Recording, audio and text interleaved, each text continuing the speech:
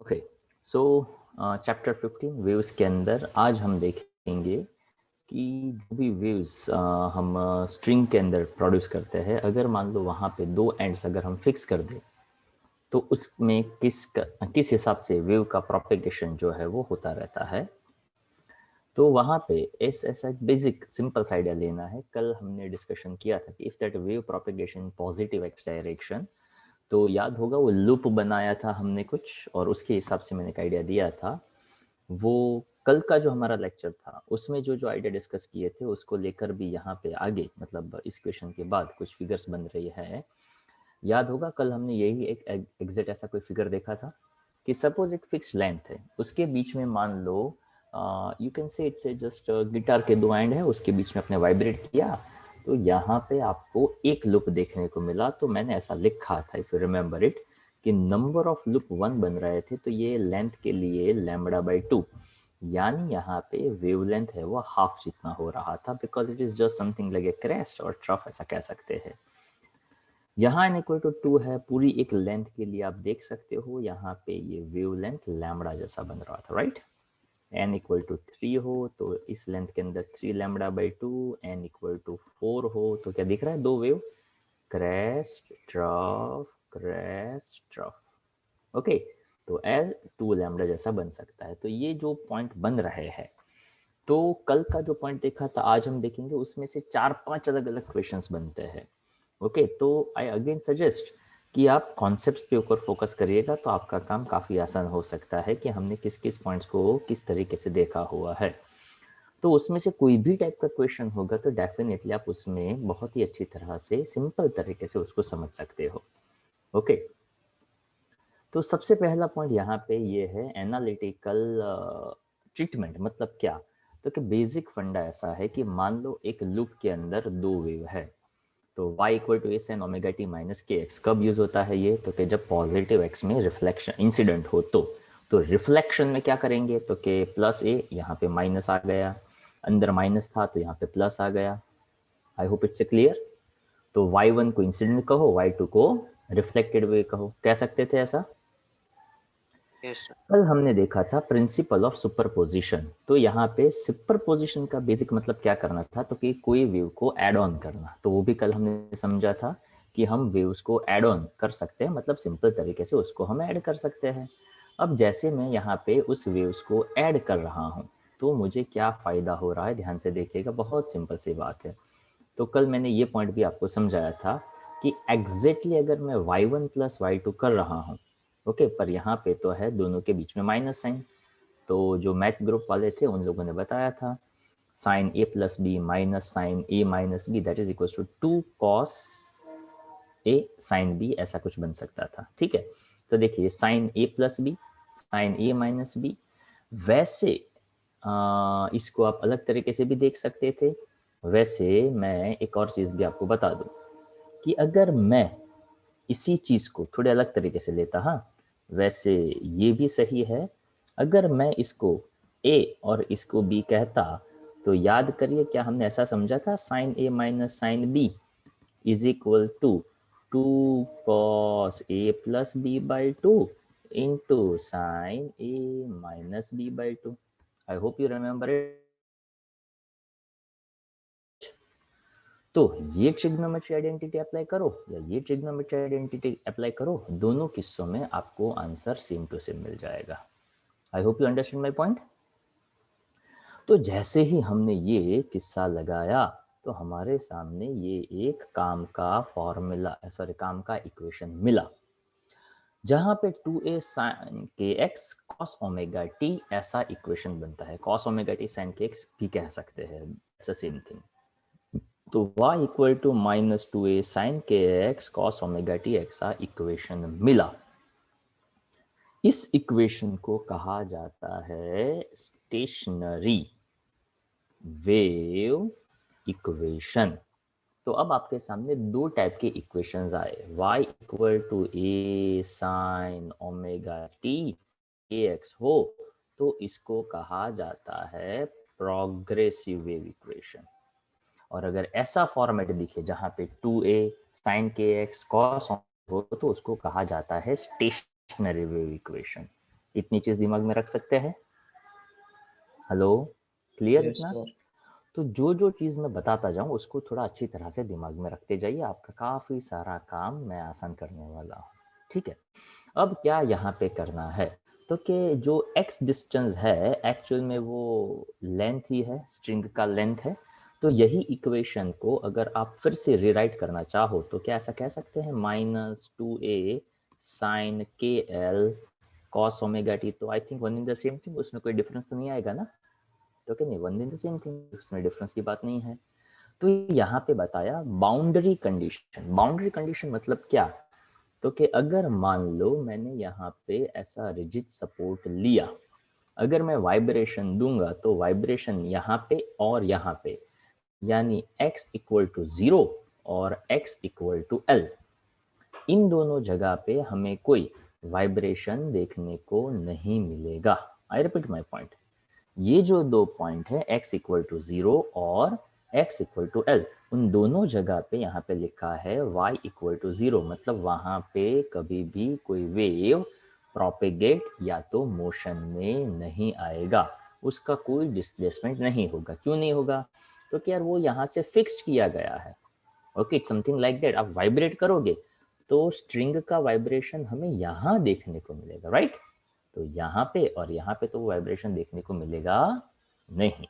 तो that is called as a boundary conditions. Boundary conditions का मतलब ये होता है कि वहाँ पे सिर्फ और सिर्फ हमें यहाँ और यहाँ नहीं देखने को मिल सकता है। जो भी लूप बन रहे थे अभी जो मैंने दिखाया है, एक लूप, दो लूप, तीन लूप, जो भी लूप बनेंगे वो यहाँ पे लूप बनेंगे और कहीं जगह पे लूप नहीं बनेंगे। Is that clear? तो बाउंड्री कंडीशंस मतलब ये फिक्स्ड पॉइंट है जहाँ पे हमें कुछ ऑसिलेशंस देखने को नहीं मिलने वाले हैं। अब इस बात को ध्यान से सुनिएगा ताकि अब बहुत काम का पॉइंट का मैं डिस्कशन करने जा रहा हूँ। अब यहाँ पे फिर से वो फिगर में दिखा दूँ ताकि उससे यहाँ पे कुछ नाम बनेंगे। ओके, अब जो मैं नाम बोलूँ ना उस नाम को आप याद रखिएगा। यहाँ पे आप ऑब्जर्व कर सकते हो, क्या फिगर के अंदर आपको ए और एन लिखा हुआ दिख रहा है? यहाँ पे फिगर थोड़ा बड़ा कर देता हूँ। यस सर, दिख रहा है। तो यहाँ पे जो जो जहाँ पे ए दिख रहा है, ओके, तो यहाँ पे ए है, यहाँ पे एन है। तो जहाँ जहाँ ए देख रहे हो, जहाँ जहाँ एन देख रहे हो, तो कोई ऐसा आप ऑब्जर्वेशन बता सकते हो कि कहाँ कहाँ पे ए लिखा गया है, कहाँ कहाँ पे एन लिखा गया है, या तो कोई सर ऐसा? जहाँ पे लूप लूप जहाँ पे मतलब दोनों लूप जब मिल रहा है वहां पे वो पॉइंट को एन बोला है और लूप को ओके, ए बोला है। Very good. अगर मैं इसी चीज को एम्पलीट्यूड के टर्म में डिफाइन करना चाहूँ तो आप क्या कह सकते हो? यहाँ पे एम्पलीट्यूड कैसा होगा, मैक्सिमम या minimum? Amplitude and maximum displacement होता था ना मेन पोजीशन से। ओके, तो अगर ये स्ट्रिंग होती, ये स्ट्रिंग का मेन पोजीशन होता, तो this is considered as a maximum displacement, maximum amplitude. और यहाँ पे एम्पलीट्यूड कैसा हो जाएगा? Zero, minimum. मिनिमम हो जाएगा। सो this is the very important condition. वैसे इस एक का मतलब होता है एंटी इसका मतलब होता है एंटी नोड। तो यहाँ पे एंटी नोड बना जहां जहां पे, वैसे याद रखने के लिए मैं ऐसा कहता हूं, एंटी नोड पे एम्पलीट्यूड होगा या तो मैक्सिमम एम्पलीट्यूड होगा, और जहां जहां पे एन लिखा है उसको कहेंगे नोड। नोड का एन ले लो उसको कहेंगे नो एम्पलीट्यूड। समझ में आई कुछ बात? Yes sir. तो ये एन से इस एन को याद रखो, नोड पे क्या होगा? नो एम्पलीट्यूड, यानी एम्पलीट्यूड का वैल्यू कितना हो जाएगा? जीरो। एंटी नोड पे क्या होगा? एम्पलीट्यूड होगा, और वो कैसा होगा? मैक्सिमम होगा। इतना क्लियर? Okay, yes sir. मतलब यस वहां सर। पे मैक्सिमम डिस्प्लेसमेंट हो रहा है। अब इस बात को अच्छी तरह से दिमाग में रखना है ताकि यहाँ से उसका बाइफर्गेशन होगा। एक की कंडीशन समझ लेंगे तो सबकी कंडीशन समझ में आने लगेगी। तो कोई एक चीज को आप समझेंगे, कोई एक पॉइंट को आप समझेंगे तो बाकी की सभी चीजें अपने आप समझ में आने लगेगी। कुछ इस तरह से ध्यान से देखते जाइएगा कि अगर मान लो हम यहाँ पे ऐसा कुछ समझे कि y is equals to -2a sine K X cos omega T था। ओके, तो यहाँ पे साइन के एक्स ओके, तो साइन के एक्स का वैल्यू अगर मैं कहता हूँ मैक्सिमम हो, मतलब साइन मैक्सिमम कहाँ कहाँ पे होता है, चलो फटाफट बताइए।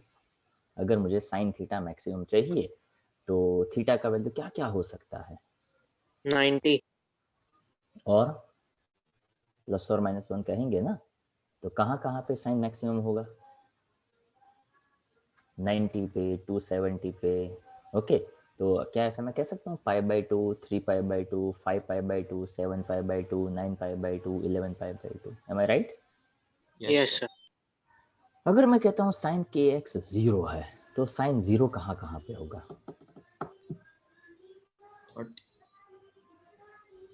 साइन 0 कहाँ कहाँ पे होगा? तो क्या साइन 0, पाई, 2π, 3π, 4π, तो सभी पाई की वैल्यू पे वो 0 हो जाएगा, हाँ या ना? Yes sir. समझ में आ रही है कुछ बात? तो अगर साइन के एक्स मैक्सिमम है तो उसको हम ऐसा समझेंगे कि जहाँ पे ये मैक्सिमम है, यानी एम्पलीट्यूड मैक्सिमम है, एम्पलीट्यूड मैक्सिमम है मतलब this is consider as a condition for anti node. So you just try to remember in terms of conditions. तो जो बोल रहा हूँ उसको ध्यान से सुनिएगा, बहुत ही सिंपल सी बात में समझाने की ट्राई कर रहा हूँ। Okay, I repeat my point कि हम यहाँ पे ऐसा समझने का ट्राई कर रहे हैं कि अगर ये एंटी नोड और नोड को अगर हम यहाँ पे समझे, ओके, तो आपका काम काफ़ी आसान हो सकता है। Okay, so I repeat, sine का वैल्यू मैक्सिमम होना मतलब वो किसकी कंडीशन हो जाएगी? एंटी नोड की। अगर साइन का वैल्यू मिनिमम हो जाएगा तो किसकी कंडीशन हो जाएगी? नोड्स। नोड के एंटी नोड मतलब वहाँ पे एम्पलीट्यूड कैसा होना? मैक्सिमम और नोड्स होना मतलब क्या? मिनिमम। मिनिमम। ओके, अगर ये चीज़ अपने दिमाग में क्लियर होगी तो हमारा काफ़ी सारा काम आसान हो सकता है। ताकि इसी एक क्वेश्चन में दो क्वेश्चंस छुपे हुए हैं, नोड की कंडीशन, एंटी नोड की कंडीशन। उसके साथ और दो क्वेश्चंस जुड़े हुए हैं, open pipe and close pipe. उसके साथ और दो क्वेश्चंस जुड़े हुए हैं, स्टेशनरी वेव्स की कंडीशंस। ओके, और उसके साथ और भी कुछ क्वेश्चंस जुड़े हुए, मतलब आप टॉपिक समझोगे तो उसमें से ढेर सारे एक साथ क्वेश्चंस आप फटाफट कर सकते हैं।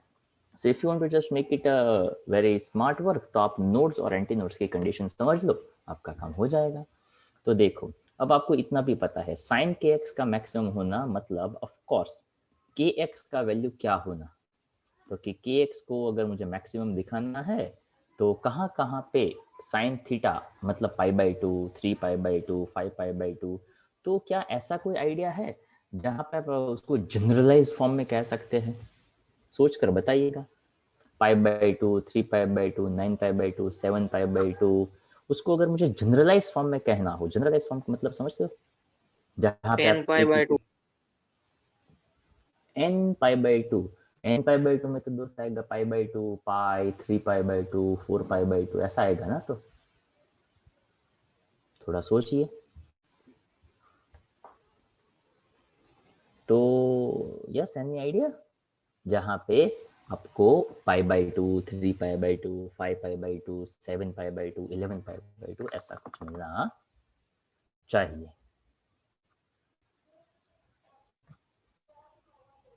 2π माइनस, नहीं मतलब हाँ हाँ हाँ हाँ, वही वही वही, थोड़ा सा आइडिया लगाइए, जल्दी आंसर मिल सकता है आपको।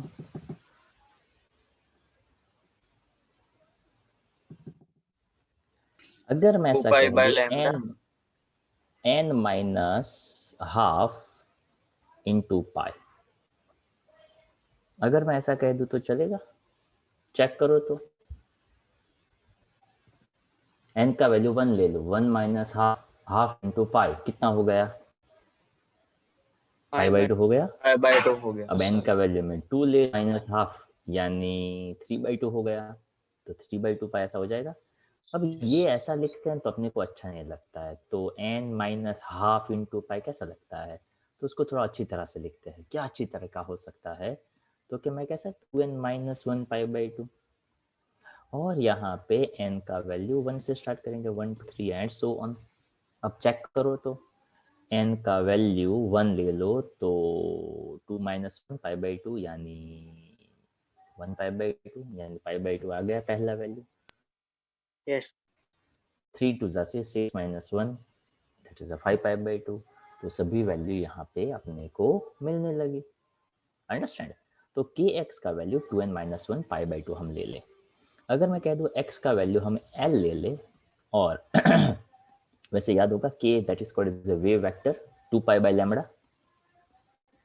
ओके, तो x का वैल्यू l और k का वैल्यू अगर मैं 2 पाई बाई लैम्बडा ले लूं, तो जहां पे kx लिखा हुआ है उसकी जगह पे क्या मैं ऐसा लिख सकता हूं 2 pi by lambda into L into 2n minus 1 pi by 2। अब 2n माइनस 1 पाई बाई 2 ऐसा मैंने लिखा, ध्यान से देखिएगा। हाँ, यहाँ पे इसको हटाकर थोड़ा सिंपल वे से बना दूं, तो मैं यहाँ पे ऐसा कहना चाहूँगा कि आप सीधा वही वैल्यू ले लो, k that is 2 pi by lambda, x that is l, ये हो गया 2n minus 1 pi by 2। Now I want to show that कि ये जो एंटी नोड है वो कहाँ कहाँ पे बनेंगे जब मैं n की अलग अलग वैल्यू लेता जाऊँ।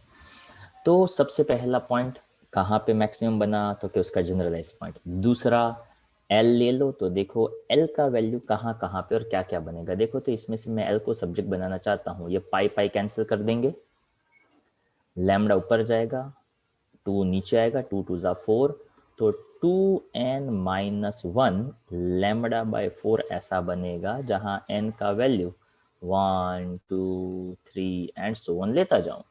तो देखो तो इसकी अलग अलग अलग वैल्यू क्या होती जाएगी। Yes, anyone tell me, L की अलग अलग वैल्यू क्या बनती जाएगी। पहला एल क्या बनेगा, लैम्बडा बाय 4 लैम्बडा बाय 4। उसके बाद देखो तो क्या बनेगा 3 lambda by 3 4। Lambda 3 lambda by 4। उसके बाद देखो तो कहाँ बनेगा 5 लैम्बडा बाय 4। 5 lambda by 4। बनता जाएगा ऐसा कुछ कुछ कुछ कुछ। यस अब सर। फिर यस से सर। याद करिए, जहाँ पे वो एक लूप बनाया था, एक लूप के अंदर टोटल लेंथ का वैल्यू तो लैम्बडा बाय 2 था ना। Okay, just for the reference वो फिगर यहाँ पे फिर से दिखाता हूँ कि मान लो ये ऐसा पॉइंट था, यहाँ पे ऐसा एक लूप था, तो यहाँ पे मैं ऐसा कह सकता हूँ L equals to lambda by 2 था ना। पूरे लेंथ के अंदर लैम्बडा बाई 2 जितना था, तो हमें एंटी नोड यहाँ पे मिल रहा था, यानी पूरे लैम्बडा का भी आधा, यानी लैम्बडा बाई 4 हो जाएगा। तो पहली बार ए लैम्बडा बाई 4 पे मिलेगा। एक और एग्जांपल ले लेता हूँ ताकि थोड़ा और ज़्यादा आइडिया अच्छा से आए कि ये एक लूप और ये मान लो दूसरा लूप, ये एक लूप और मान लो ये दूसरा लूप। तो यहाँ पे 1 2 ऐसा मिल रहा है, बरोबर। अब यहाँ पे L का वैल्यू क्या है, तो कि यहाँ पे L का वैल्यू लैम्बडा जितना है। ओके, अब यहाँ पे A इधर भी मिल रहा है, A इधर भी मिल रहा है। तो देखा जाए तो ये पूरा का पूरा यहाँ पे है। एक बार तो A कहाँ पे मिल गया, तो कि पूरा का पूरा लैम्बडा हो तो उसका आधा लैम्बडा बाई 2 हो, तो ये लैम्बडा बाई 4 हो गया, तो क्या हाँ हो गया। अब यहाँ पे तो मैं ऑलरेडी लैम्बडा बाई 2 पे ही हूँ, और उसमें मुझे कितना ऐड करना पड़ेगा, लैम्बडा बाई 4 ऐड करना पड़ेगा। तो यहाँ तक का डिस्टेंस लैम्बडा बाई 2 था और ये वाला पोर्शन लैम्बडा बाई 4 है। तो देखो तो ये वैल्यू क्या बनेगा, lambda by 2 plus lambda by 4, half plus 1/4 3/4 होता है, हाफ प्लस 1/4 3/4 होता है ना। यस तो देखो दूसरी बार एंटी नोड कहाँ पे मिला, 3 लैम्बडा बाई 4 पे मिला। इसी तरह से अगर n इक्वल्स टू 3 होते तो 5 लैम्बडा बाई 4 पे मिलता। मतलब कहाँ कहाँ पे मुझे एंटी नोड्स मिलता है, ये मैंने उसकी पोजीशंस आपको देखा है। आई hope you understand my point. अब जिस तरह से हमें एंटी नोड की पोजीशंस का पता चला, उसी तरह से हमें नोड्स की पोजीशंस का भी पता चल सकता है। पर इसके कुछ पॉइंट्स है। अभी हमने एल को डिफाइन किया, तो क्या हाँ, अब हम उसके बाद वेवलेंथ जो है उसका डिस्कशन करेंगे, उसके बाद हम उसके फ्रीक्वेंसी का डिस्कशन करेंगे। तो देखिए ये एल का वैल्यू बना, यहाँ तक क्लियर सबको। अब इसके हिसाब से अगर मैं लैम्बडा बनाऊं, तो देखो तो लैम्बडा को सब्जेक्ट इक्वेशन बनाओ तो क्या बनेगा, 4l अपॉन 2n माइनस 1 बन जाएगा। Yes sir. अगर मैं यहाँ पे n का वैल्यू 1 2 3 4 ले लो, यानी नंबर ऑफ लूप में एक लेता, तो 2 माइनस 1 यानी 1 4l। मतलब देखो, तो अगर आप एक लैम्बडा चाहते तो आपको लेंथ जो है वो लेंथ कैसा लेना पड़ता, बड़ा लेना पड़ता। You can see that 4 lambda 2 minus 1 that is a 1 होता, तो वहां पे 4l जितना, जो l है ना उसका 4l जितना लेते ना, तब जाकर आपको पूरा का पूरा एक वेवलेंथ जो है वो मिल पाता। ओके, तो उसी के हिसाब से हमारे पास velocity equals to F lambda का फॉर्मूला था, तो क्या है। अब चलो लैम्बडा की जगह पे मैं v बाय एफ रखना चाहता हूँ, और मेरी बातों को ध्यान से सुनते जाइएगा। तो ये बन जाएगा 4l अपॉन 2n माइनस 1। तो इसके हिसाब से f का क्या फॉर्मूला बना, f इज इक्वल टू क्या बना, 3 into 2n minus 1 2n minus upon 1, f इधर जाएगा 2n minus 1 into into v v upon bye, 4l। बना ऐसा। ओके, अब यहाँ पे n इक्वल टू 1 लो तो उसको हम कहेंगे f1, और इसको कहा जाएगा, ध्यान से सुनिएगा, इसको कहेंगे फंडामेंटल फ्रीक्वेंसी। आई रिपीट, इसको कहा जाएगा फंडामेंटल फ्रीक्वेंसी। तो फंडामेंटल फ्रीक्वेंसी का वैल्यू n इक्वल टू 1 रख के बताइए क्या बनेगा fundamental frequency, v by 4l। v by 4l। v by 4l बना। अब थोड़ा सा दिमाग लगाना पड़ेगा, n इक्वल टू 2 लूँ तो उसको मैं कहूँगा f2। ओके, तो f2 को हम कहेंगे, नाम सुनते जाइएगा, सेकेंड हार्मोनिक। क्या नाम देंगे उसका, सेकेंड हार्मोनिक। अब देखिएगा f2 का वैल्यू क्या आएगा, 3v by 4l। 3v by 4l। v by 4l, right. तो v बाय 4l का वो 3 टाइम्स बना, हाँ या ना। यस हाँ सर। सर। Yes sir. तो क्या मैं ऐसा लिख सकता हूँ f2 का वैल्यू f1 के फॉर्मेट में लिखना चाहूँ तो ऐसा मुझे कहना पड़ेगा 3f1। हाँ सर। Yes sir.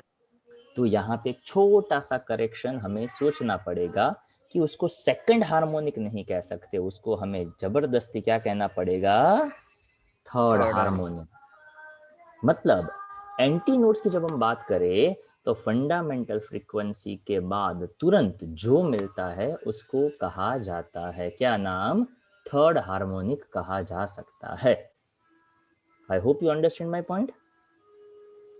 और इसी का एक और नाम है, थर्ड हार्मोनिक का एक और नाम है जिसको कहा जाता है ओवरटोन। आई रिपीट, तो यहाँ पे थर्ड हार्मोनिक ये उसके नाम है, हाँ, थर्ड हार्मोनिक को एक और नाम दिया जाता है जिसको हम कहेंगे फर्स्ट ओवरटोन, ओटी, यानी यहाँ पे मैं लिख रहा हूँ ओवरटोन।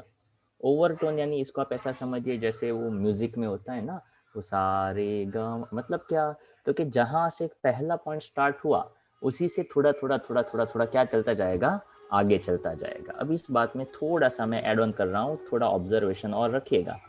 n इक्वल टू 3 ले लो तो f3 इज इक्वल टू क्या बनेगा, चलो n इक्वल टू 3 ले लो, 5v by 4l।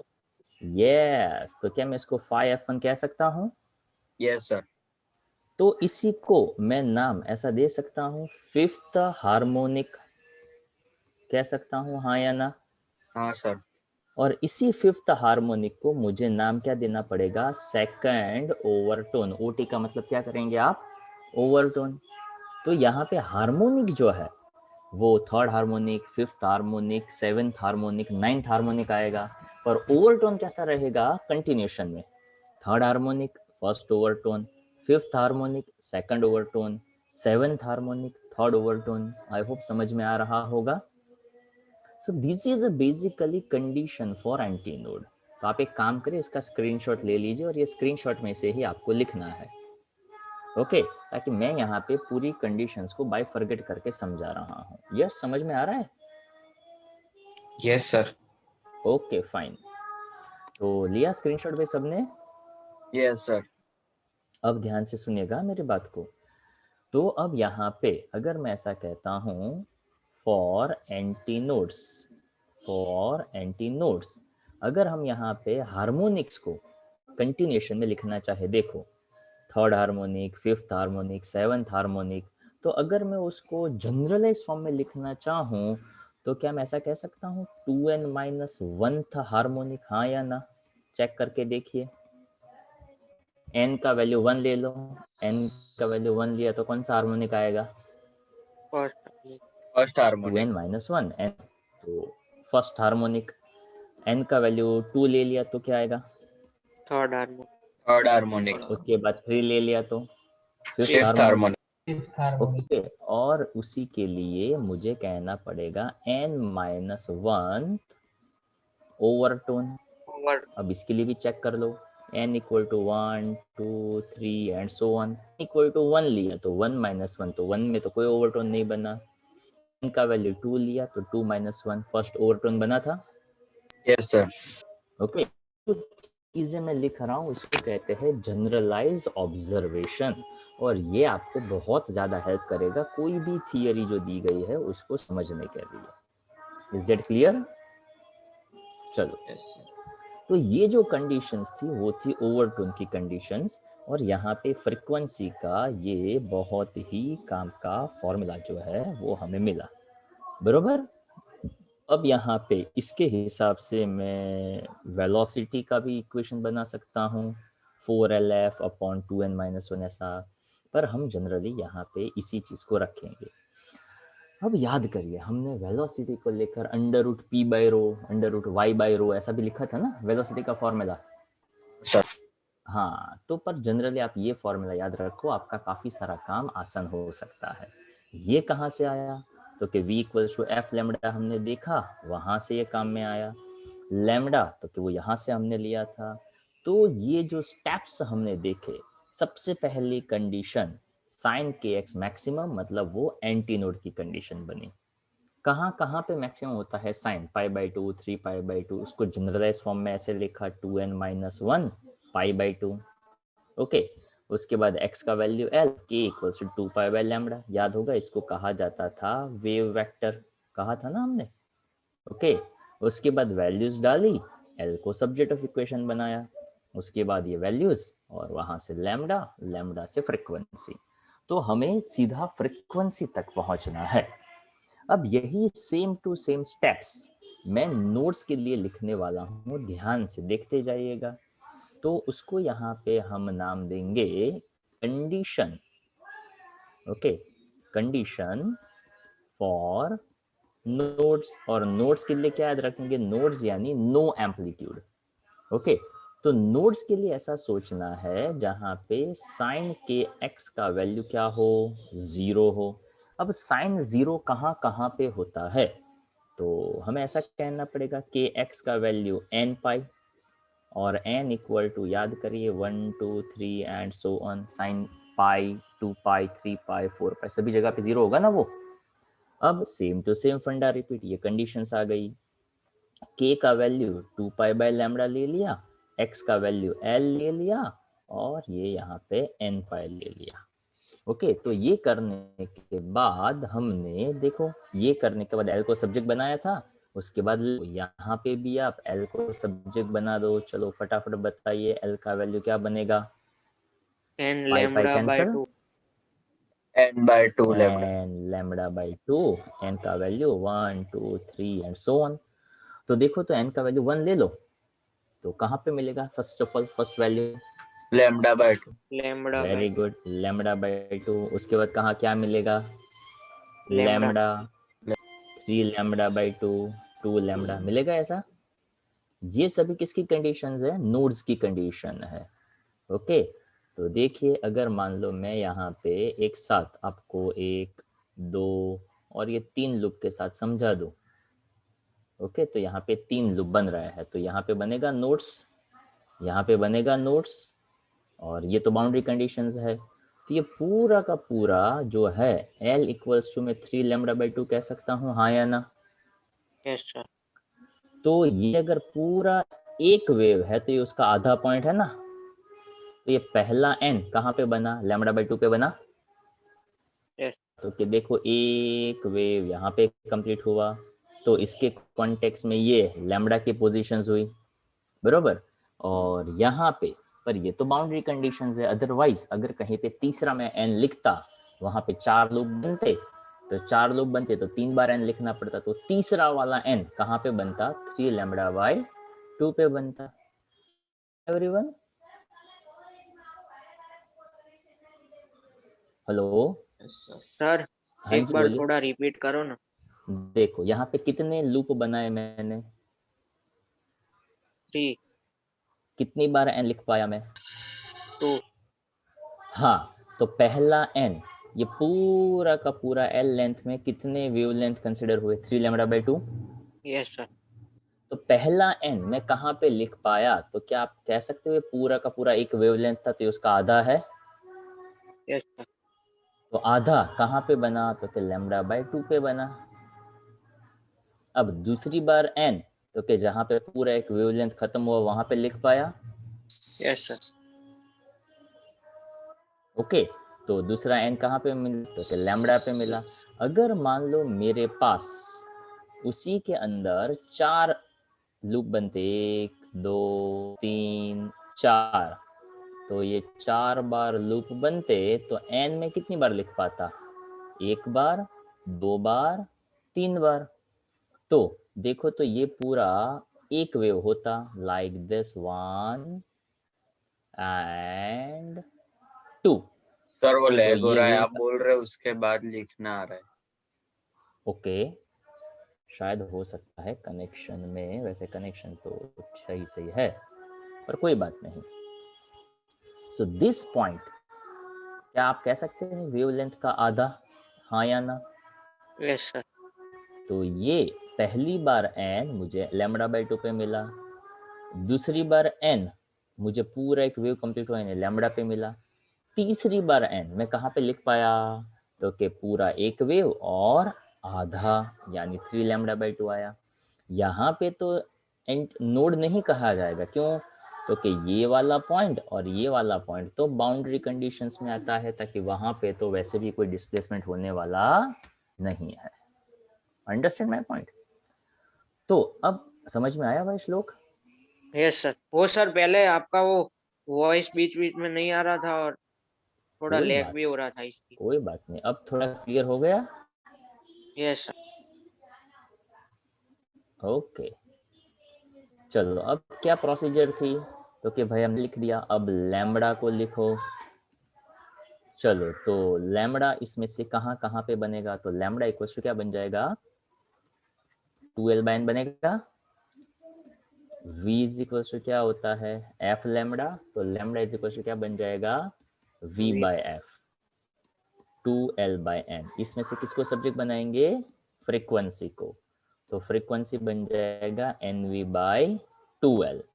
अगर मैंने n इक्वल टू 1 लिया, जिसको मैंने f1 किया, तो उसका वैल्यू क्या बनेगा? v by 2l। Well, बरोबर। So this is called first harmonic, या तो इसका नाम आप दे सकते हैं फंडामेंटल, यानी basic fundamental frequency. Got it? अब देखिए, n इक्वल टू 2 ले रहा हूं। अब जैसे मैंने n इक्वल टू 2 दिया, मैंने तो यहाँ पे f2 लिख दिया। तो जैसे मैंने 2 लिखा, 2 2 कैंसिल, यानी v बाय l कह सकता हूँ ऐसा। yes, sir. पर मुझे उसको v बाय 2l के फॉर्म में लिखना हो, तो क्या मैं कह सकता हूँ 2f1, 2 yes time sir. Of v by 2l। Yes तो मैं इसको कह सकता हूँ कौन सा हार्मोनिक? सेकंड। Second harmonic. मतलब n2 तो सेकंड हार्मोनिक, n1 तो फर्स्ट हार्मोनिक। और यहाँ पे ये पहली बार आया, इसलिए इसका नाम क्या दे सकते हैं आप? First first order. ऑर्डर, ये भी तो कह सकते हैं ना आप। चलो अब इससे आगे, कि अगर मान लो मैंने आगे की वैल्यू ली, n इक्वल टू 3 लिया होता, मैं उसको 3f। f3 कहता था। वेरी गुड, उसको 3f1 कहते, तो इसका नाम क्या कह सकते थे आप? Third overturn. थर्ड हार्मोनिक भाई। पर हाँ सर, ओवरटोन थर्ड। तो सेकंड आएगा ना। हाँ, ओवरटोन यानी ओटी, तो थर्ड हार्मोनिक, बट ओवरटोन तो सेकंड आएगा ना। तो अब हम यहाँ पे ऐसा कह सकते हैं, फॉर नोड्स जो n लिया वही हार्मोनिक बन रहा है, 1 तो फर्स्ट, 2 तो सेकंड, 3 तो थर्ड, तो मैं यहाँ पे ऐसा कह सकता हूँ nth हार्मोनिक, राइट। और ओवरटोन के लिए फिर से मुझे कहना पड़ेगा n minus 1 overtone. I hope you got my point. Yes sir. समझ में? Yes, sir. तो ये जो कंडीशंस बनी वो नोड्स और एंटी नोड्स की कंडीशंस बनी। अब याद क्या रखना था, तो कि नोड्स की कंडीशन हो जहां एम्पलीट्यूड 0 होता है और वहां पे kx का वैल्यू n पाई होता है। अगर kx का वैल्यू अगर n पाई हो रहा है तो f का वैल्यू बनता है nv/12। ओके, और अगर एंटी नोड है, एंटी नोड है मतलब वहां पे kx का वैल्यू मैक्सिमम है यानी कंडीशंस बनेगी 2n-1 π/2 और फ्रीक्वेंसी जो है वो बनता है 2n-1 v/4l। Got my point? Yes, sir. Hello, आ रही बात समझ में? हाँ सर। Yes sir. पक्का? Yes sir. ओके, तो अगर वो चीज हम समझेंगे तो आपका काफी सारा काम आसान हो जाएगा। हितवी समझ में आ रहा है?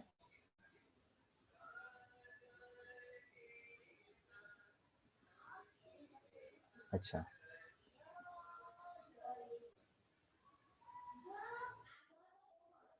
चलो, तो अब ये जो हमने देखा है, वैसे ये सेकंड पेज का स्क्रीनशॉट लिया सब लोगों ने? 1 सेकंड, हाँ, ये रहा सेकंड पेज, आप इसका स्क्रीनशॉट ले लीजिए। हाँ सर, ले लिया।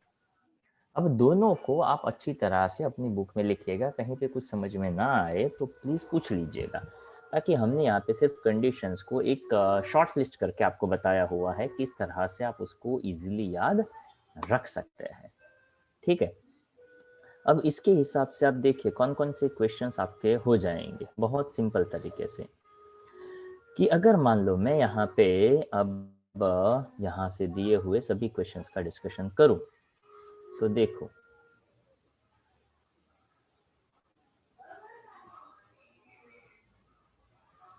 हाँ, जैसे कि 2 पाई l बाय n यानी क्या, तो कि 2 pi by lambda into l is equals to n pi, तो n पाई यानी किसका कंडीशन बनाइए? नोट। नोड्स की नोट्स। कंडीशन बनी। अब नोड्स की कंडीशन याद करिए, lambda is equals to 2l by n लिखा था, यस सर। तो l is equals to 2n lambda by 2 भी तो हो सकता था ना, यानी बरोबर, तो n लैम्बडा बाय 2 यानी lambda by 2, lambda 3 lambda by 2, वो कंडीशंस भी अप्लाई हो रही थी। अब उसी चीज को यहाँ पे एक छोटा सा एड ऑन पॉइंट किया हुआ है कि वैसे हमने उसको v के फॉर्म में रखा, तो याद करिए क्या हमारा ये जो फॉर्मूला था वहां पे हमने ऐसा लिखा था nv/12। Yes sir. Yes sir. तो हमें ये अच्छा दिखता है, प्यारा सा दिखता है, पर ये रूट वूट साथ में आ जाते हैं तो हम थोड़े कंफ्यूज होते हैं, इसलिए मैंने v को इंट्रोड्यूस ही नहीं किया। पर अगर हम चाहे तो उस फॉर्मूला के अंदर वेलोसिटी का फॉर्मूला वो स्ट्रिंग के अंदर था ना, √T/m, लीनियर मास डेंसिटी, याद करिए, surface mass density, linear mass density, और म्यू यहाँ पे m जो है ना उसका मतलब लीनियर मास डेंसिटी यानी mass per unit length, and T stand for tension. Okay, तो अब आप चाहो तो देखो, याद करो, n इक्वल टू 1 तो v/2l जैसा दिख रहा है ये अपने को। हाँ सर। यस। इसको v समझिए, अब इसको मैं कह सकता हूँ 2v/2l that's equals to 2f। Yes sir. This f is a lowest frequency, or you can say it is a fundamental frequency, or you can say first harmonic। दिख रही है सिमिलैरिटीज? तो अगर कंडीशंस याद होगी तो आप ये बहुत बहुत बहुत आसानी से लिख सकते हैं। तो देखो जहां पे 2f आया that is a first overtone, या तो क्या कह सकते हैं सेकंड हार्मोनिक। 3f यानी सेकंड ओवरटोन या तो थर्ड हार्मोनिक, पर मैंने थर्ड हार्मोनिक पहले इंट्रोड्यूस किया और सेकंड ओवरटोन बाद में। तो क्या यहाँ पे जनरलाइज वे में आप क्या कह सकते थे, तो कि वो भी मैंने बाइफरकेट करके लिखवाया ना, कि हर वो हार्मोनिक पॉसिबल है यानी nth हार्मोनिक, और ओवरटोन में कौन सा रहेगा? n-1। ओके, तो ये सबको अच्छी तरह से याद होना चाहिए। जो कंडीशंस मैंने लिखवाई है जिसके आपने स्क्रीनशॉट लिए हुए हैं वो आप 2-2 बार 3-3 बार अच्छी तरह से दिमाग में फीड कर दीजिए, तो इसमें से आने वाला कोई भी क्वेश्चन आप आराम से कर सकते हैं। ये जो पूरा का पूरा कंडीशन हमने लिखा, this is a whole condition for nodes. Nodes means no amplitude, nodes means zero amplitude, nodes means आप ऐसा कह सकते हो जहां इंटेंसिटी जीरो था. ओके तो अब यहाँ पे बताया these are the positions of zero amplitude, nth mode of vibration and n+1 nodes. n+1 नहीं आएगा, क्या आएगा? सॉरी n वो तो अलग चीज है कि there are n+1 nodes which are located from the one end distance, यानी l/n 2l/n पर वैसे इसकी कोई जरूरत मतलब कौन कौन सी पोजिशंस पे मिलेगा. Okay so that is not required here. पर हमने इस बात को आपको कहा कि अगर nth पे nth mode of vibration and there are n anti nodes, तो अब यहाँ पे ये डायरेक्टली लिखा हुआ है l/2n 3l/, वैसे इसको आप कैसे कंपेयर करेंगे पता है? याद करिए, l/2 या तो λ/2 या तो 3λ/2 5λ/2, याद है ऐसा कुछ कुछ? दीज आर हाँ the sir. Condition for anti nodes. समझा ऐसा कुछ कुछ? यस तो सर। यहाँ पे x यानी क्या? तो क्या x यानी पोजीशंस. तो देखो यहाँ पे भी हमने वो पोजीशंस शायद लिखी थी l यानी पोजीशंस n λ/2. ओके तो उसको उसने यहाँ पे x के फॉर्म में कहा. तो अगर मैं l रखता तो 2l/λ 2l/λ और n की अलग अलग वैल्यू आप लेते जाओ तो वो n भी नीचे आ जाएगा ना. तो वही चीज यहाँ पे कंपेयर करवा के बताया गया है. सो 1 that is for l/n 2l/n and so on. l/2n these are the conditions for maximum amplitude. पर मैंने मैक्सिमम एम्पलीट्यूड के लिए पूरा का पूरा एंटी नोड का किस्सा ही आपको समझा दिया, तो आगे के काफी सारे क्वेश्चंस में उसका आपको हेल्प मिल जाएगा. अब ध्यान से देखिए, ये क्वेश्चन ऑलरेडी हो चुका, ये वाला. Give qualitative discussions of the modes of vibration of a straight string. तो यहाँ पे ऐसा कहा कि यहाँ पे 2 पॉइंट्स हो. देखो यहाँ पे n लिखा है पर इस n को कंसिडर करना नहीं है, ताकि देखो हर जगह पे n तो होगा ही होगा. It is called as a boundary conditions, यानी बाउंड्री पे तो जीरो एम्पलीट्यूड ही होने वाला है, तो वहां पे तो कोई एम्पलीट्यूड होने वाला नहीं है, मतलब वहां पे कोई डिस्प्लेसमेंट नहीं होगा. तो ये जो स्पेशल पैटर्न बनता है उसको कहते हैं normal modes of vibrations.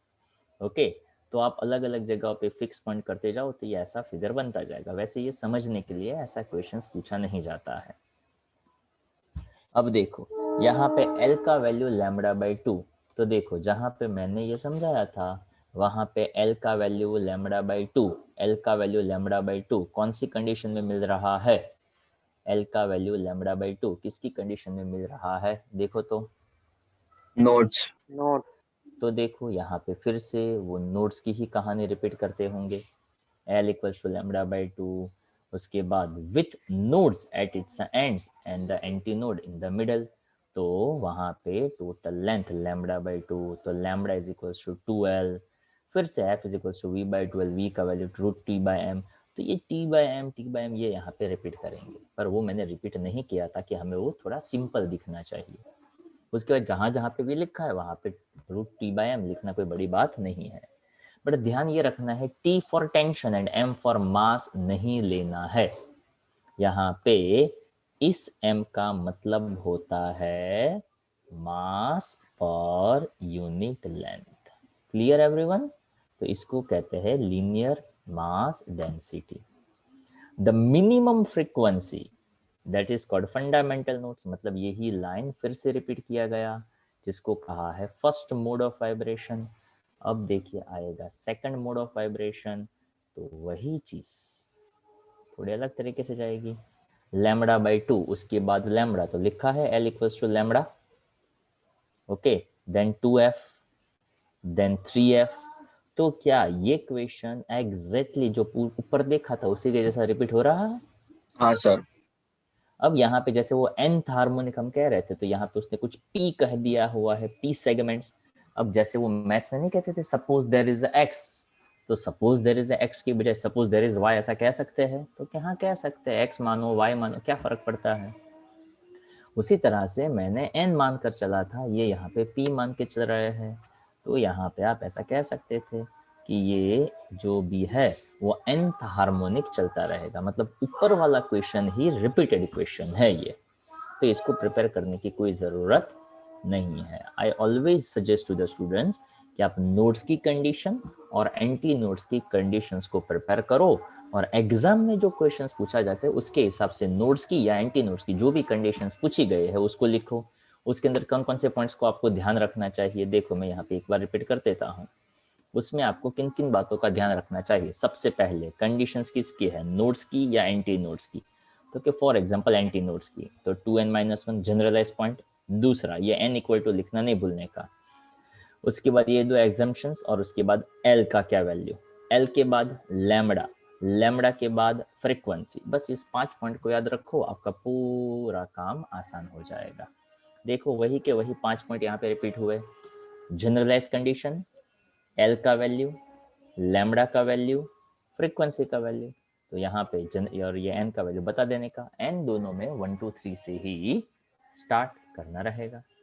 Okay, तो अगर वो समझोगे तो आपका जो नेक्स्ट क्वेश्चन है, वैसे नोट्स के आपके पास हो ना, तो ये एक्स्ट्रा पॉइंट है, तो इसको एग्जाम के लिए प्रिपेयर करना नहीं है।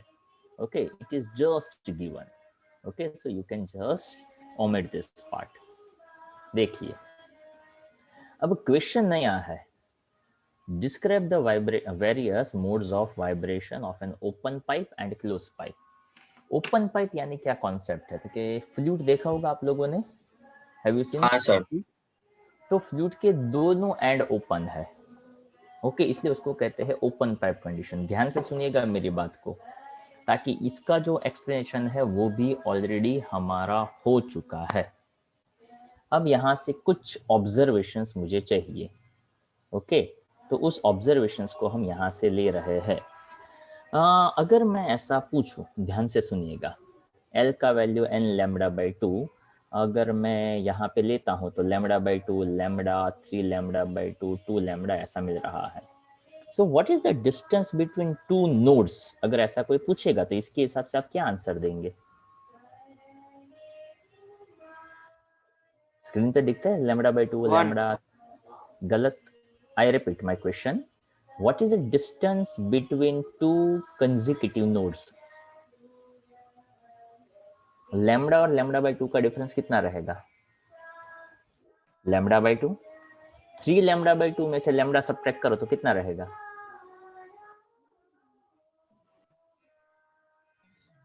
1.5 माइनस 1 कितना रहेगा?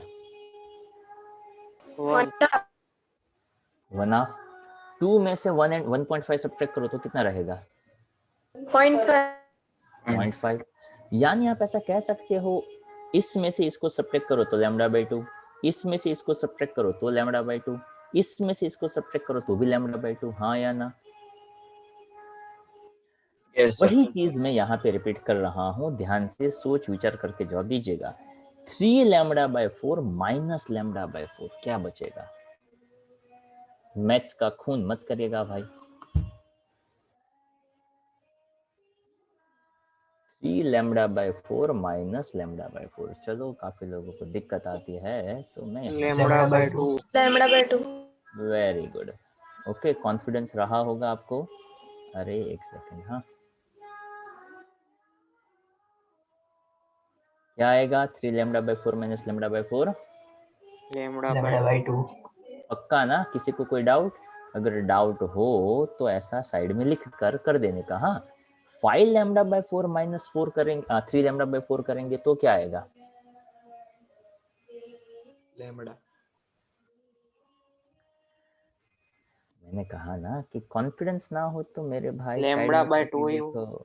5 lambda by lambda 2। By 4 minus 3 lambda by 4, denominator same, lambda common, 5 minus 3, 5 minus 3 होता है 2, तो 2 लैम्बडा बाई 4, 2 2 जा कैंसल, तो क्या बचा?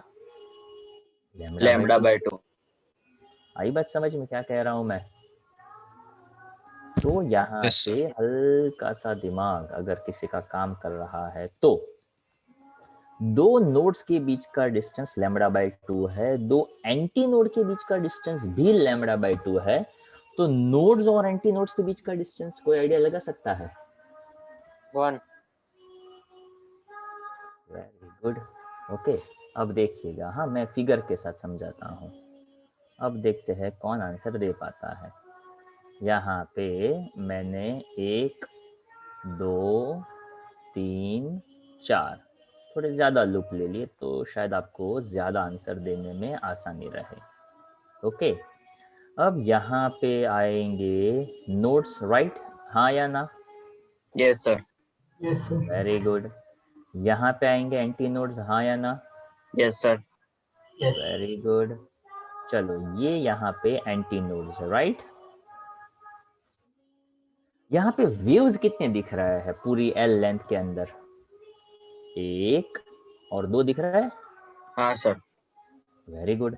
सबसे पहला ए, ये पूरे वेव का आधे का भी आधा दिख रहा है? तो क्या मैं ऐसा कह सकता हूं, पोजीशन ऑफ एंटी नोड्स, कोई मुझे बताना चाहेगा क्या क्या बनेगी पोजीशंस? ये कौन सी पोजीशंस आएगी ये वेवलेंथ के टर्म में, हाँ लैम्बडा के टर्म में, कि ये पूरा वेव यहाँ पे खत्म होता, तो ये आधा वेव यहाँ पे खत्म होता, तो ये आधे का भी आधा है, तो कहाँ पे बनता? Lambda lambda by, by 4।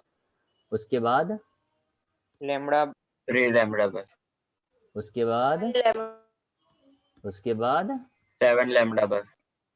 तो 4 बार एंटी नोड्स आए ना? ओके, तो क्या मैं ऐसा कह सकता हूं, distance between to consecutive anti nodes, क्या डिस्टेंस कह रहा है? यानी इसमें से इसको नेक्स्ट वाले को प्रीवियस वाले को सब्ट्रैक्ट कर दो, तो क्या बचता है? लैम्बडा बाय 2 बचता है, हाँ या ना? हाँ। यस अब चलो वही चीज हम नोड्स के लिए अप्लाई करना चाहते हैं, तो चलो पोजीशन ऑफ नोड्स कौन बताएगा? कहाँ कहाँ पे मिलता है नोड? तो के पूरा लैम्बडा बाय वेरी 2। गुड। उसके बाद लैम्बडा, और उसके बाद 3 लैम्बडा बाय 2 3 पे है, लैम्बडा। हाँ या ना? 3 यस बार सर। नोड्स है ना? तो अगर वही चीज मैं यहाँ पे फिर से रिपीट करूँ, डिस्टेंस, वैसे डिस्टेंस का शॉर्ट में लिखा है, distance between to consecutive nodes, lambda में से लैम्बडा बाय 2, 3 लैम्बडा बाय 2 में से लैम्बडा सब्ट्रैक्ट करो तो लैम्बडा बाय 2 रहेगा। लैम्बडा बाय लैम्बडा 2 बाय बचे। इतना क्लियर? अगर हाँ कोई सर। ये पूछता कि ये डिस्टेंस कितना है, ताकि इधर ए है इधर एन है, तो अगर कोई पूछता कि distance between A and N, A and N, A and N, तो ये पूरा का पूरा एक वेव था, ये उसका आधा है, तो ये आधे का भी आधा है, हाँ या ना? हाँ।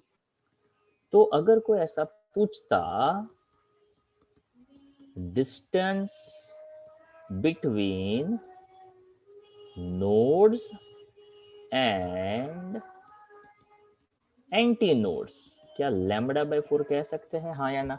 Yes sir. Yes sir. समझ में आई कुछ कुछ बातें? पक्का? हाँ यस सर। अब आपका ऑब्जर्वेशन इन बातों पे रखिएगा। एंटी नोड्स का वैल्यू लैम्बडा बाय 4 है, उसके डिनोमिनेटर में lambda by 4, 3 lambda by 4, 5 lambda by 4 ऐसा आ रहा है। हाँ सर। Yes sir. नोड्स की वैल्यू में lambda by 2, lambda 3 lambda by 2 ऐसा कुछ आ रहा है। हाँ सर आ रहा है। Yes sir. पक्का? पक्का। अब इसी चीज को थोड़ा सा दिमाग में रखिएगा, और जिस ऑब्जर्वेशन पे मैं आपको लेकर जाऊं वहां पे चलिएगा, कि अगर हमें ओपन पाइप की कंडीशन समझनी है, तो ओपन पाइप यानी ऐसा पाइप होगा, ओपन पाइप पे यहाँ पे भी एंटी नोड बनेगा, ताकि यहाँ पे एम्पलीट्यूड मैक्सिमम है, यहाँ पे भी एम्पलीट्यूड मैक्सिमम है। तो देखो ओपन पाइप के दोनों एंड के बीच में ए बना, तो what is the distance between two anti nodes? यहाँ पे anti lambda by 2। Lambda by 2। ध्यान से सुनिएगा मेरी बात, कि ओपन पाइप में दो एंड के बीच में, open pipe distance between two open ends is lambda by 2। अब लैम्डा बाय 2 किसकी कंडीशन में आता था, नोड्स की या एंटी नोड्स की? किसका स्टार्टिंग लैम्डा बाय 2 था? नोट्स। नोट। पक्का? हाँ सर। पक्का? देखो कंफ्यूजन हो तो यहाँ पे किसका स्टार्टिंग लैम्डा बाय 2 था? नोट्स।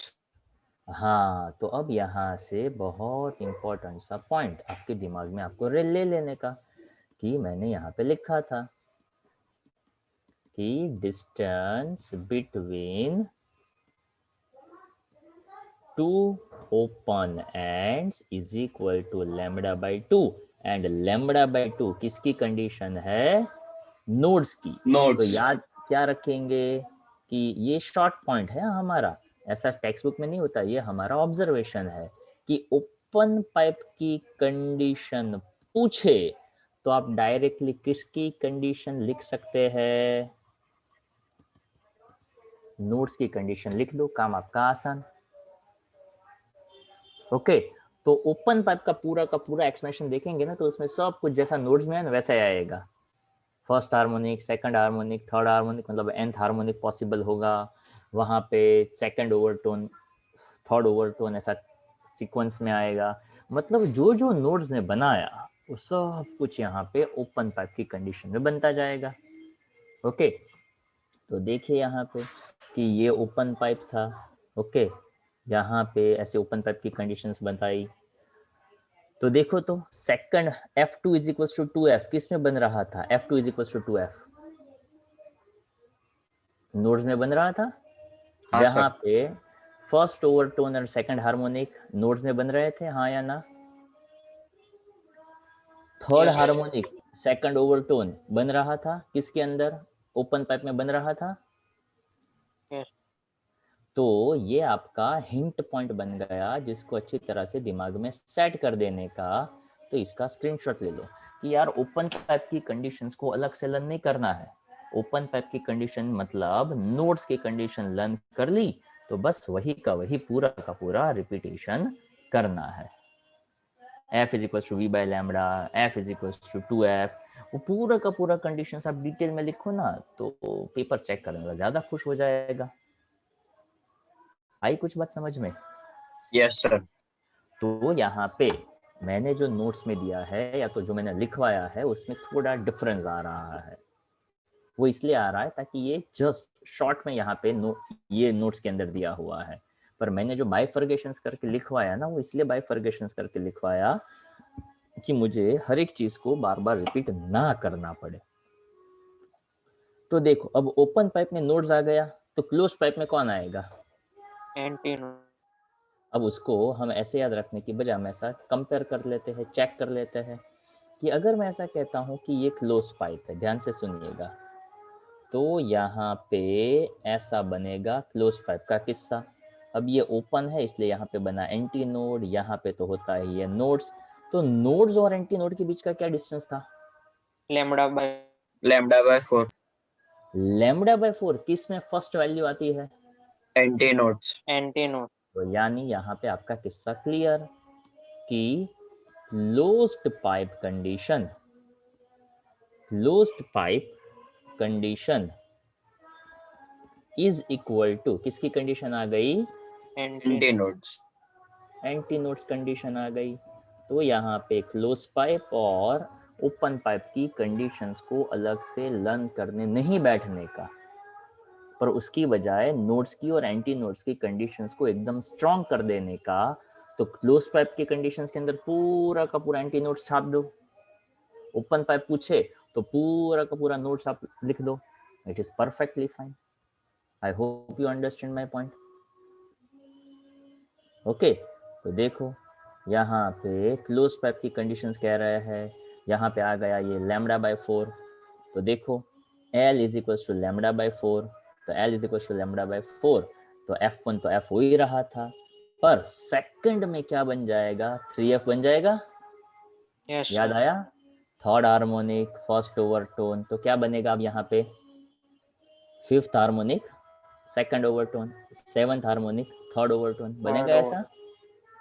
Yes sir. पक्का समझ में आ रही है बात? हाँ सर। यस। तो देखो इतना अगर आपने समझ लिया तो आपका पूरा का पूरा काम आसान हो जाएगा। लिख लिया ये भी? चलो गुड। हेतु भी समझ में आ रहा है? पक्का? यस। ओके ठीक।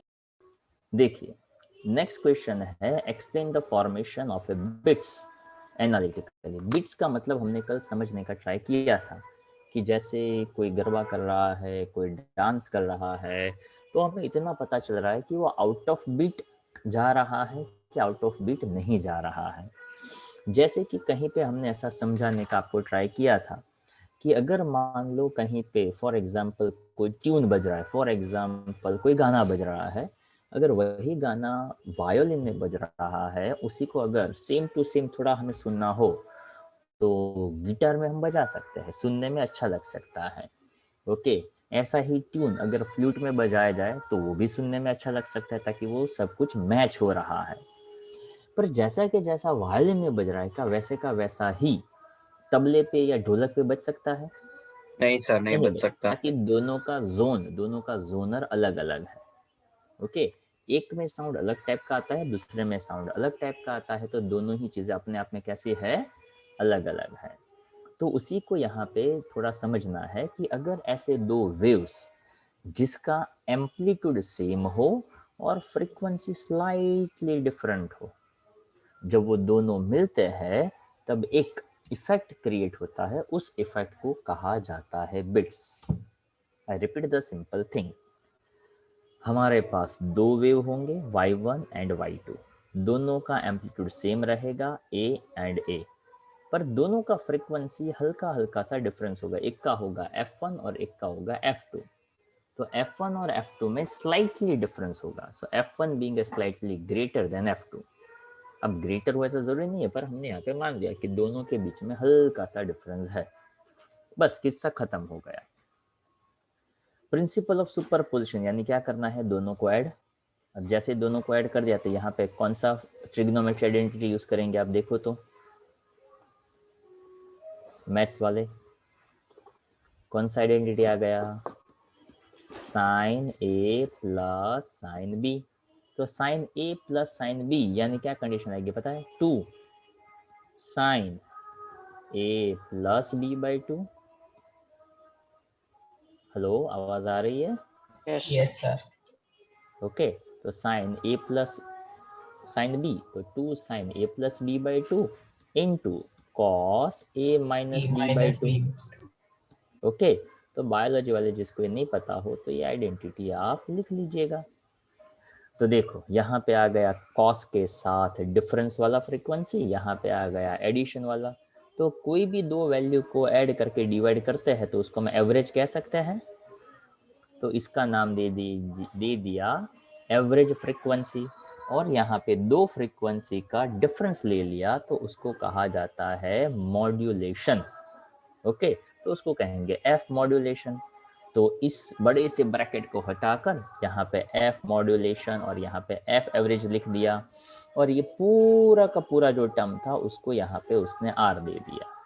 अब ये जो बड़ा फॉर्मूला दिख रहा है उसको सिर्फ छोटा छोटा छोटा करते जा रहे हैं, बाकी ऐसे एज सच कोई क्या बोलते हैं रिक्वायरमेंट नहीं था।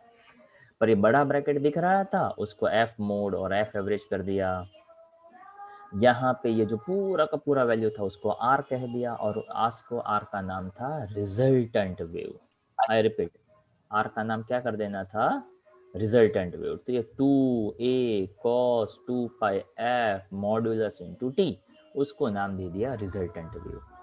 तो यही चीज जो है वो आपका पूरा का पूरा बीट्स कंप्लीट कर देता है, खत्म हो गई बात। ओके, अब यहाँ पे छोटे छोटे करेक्शंस में बता दूं, यहाँ पे ये जो V जैसा दिख रहा है ना, अगर आपके पास फिजिकल कॉपी हो ना हो तो उस बात का ध्यान रखिएगा कि ऐसा सिंबल जहाँ कहीं पे भी दिखे उसको हटाकर F कर दीजिएगा। ओके, यहाँ पे ये कुछ प्रिंटिंग मिस्टेक्स हो गए, वैसे इसको न्यू कहा जा सकता है, पर हम वो कंफ्यूजन ना हो वेलोसिटी में और इसमें, इसलिए हम उसको F कहते हैं। तो यहाँ पे बता दिया था, हमने मान लिया था कि V1 इज स्लाइटली ग्रेटर अगर ये ग्रेटर है तो मॉड्यूलेशन वाला फ्रीक्वेंसी एवरेज वाली फ्रीक्वेंसी से छोटा रहेगा, ताकि एवरेज में हम ऐड कर रहे थे और इसमें हम सब्ट्रैक्ट कर रहे थे, तो एवरेज वाला ऑफ कोर्स बड़ा हो जाएगा। तो इसको नाम दिया है मॉड्यूलेशन, मतलब मॉड्यूलेटेड फ्रीक्वेंसी, और इसको कहते थे एवरेज फ्रीक्वेंसी। तो 2πf मॉड्यूलेटेड फ्रीक्वेंसी प्लस और माइनस 1, तो साइन कॉस प्लस और माइनस 1 कहाँ पे होता है?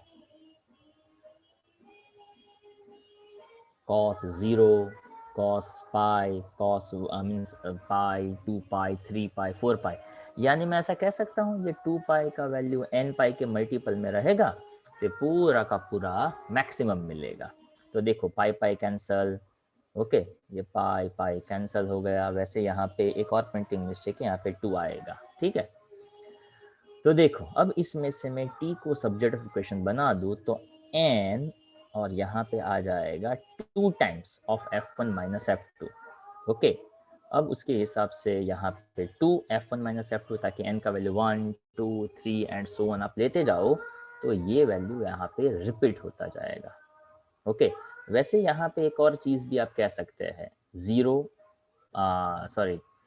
पाई, 2 पाई, 3 पाई ऐसी वैल्यू अगर आप लेते जाएंगे ना तो ये actual value 1/f1 minus f2 के बजाय आप कह सकते हैं वो 2 बार रिपीट होता रहेगा।